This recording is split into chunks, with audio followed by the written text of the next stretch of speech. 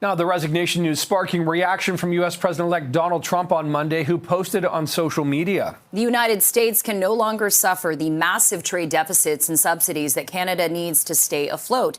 Justin Trudeau knew this and resigned. If Canada merged with the U.S., there would be no tariffs. Taxes would go way down, and they would be totally secure from the threat of the Russian and Chinese ships that are constantly surrounding them. Together, what a great nation it would be. Okay, so Donald Trump's tweets, comments, Truth Social, whatever you want to call it, prompting Premier Ford to go back to CNN last night. CP24's Courtney Hills joins us live from outside of Queen's Park with more on what Premier Ford said on Out Front with Aaron Burnett. Courtney, good morning.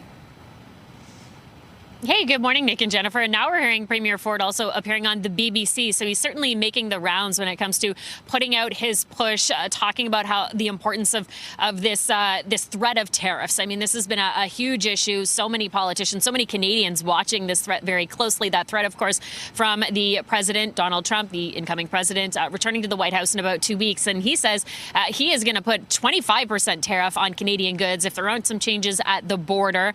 Also some changes to how much Canada contributes to NATO defense spending. Now, Premier Ford has talked about the importance of our relationship with our neighbors to the south, importance when it comes to trade, the exchange of goods, saying, that this is something that we can't go forward with. And his message to Prime Minister Trudeau, we know he's resigning, he's staying on as Prime Minister for now. Ford's message to Trudeau is you really have to focus on those threats, make sure it's not something that we're slapped with in about 2 weeks' time. So I'll let you hear from Premier Ford. Here's what he had to say on CNN, talking about what the president-elect says he wants to see when it comes to change. He had two requests to tighten up the border, which I agree 100%, which we're doing, and 2% NATO commitment, which I agree with that as well.